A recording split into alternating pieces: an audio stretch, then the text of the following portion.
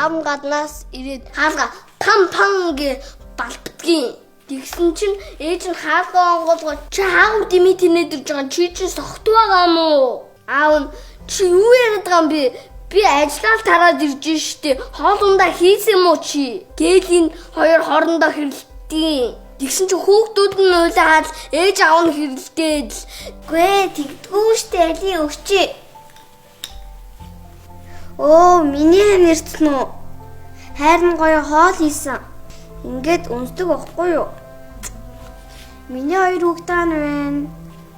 Аава.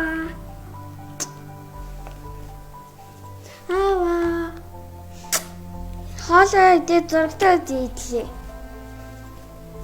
Ядаг байхгүй юу?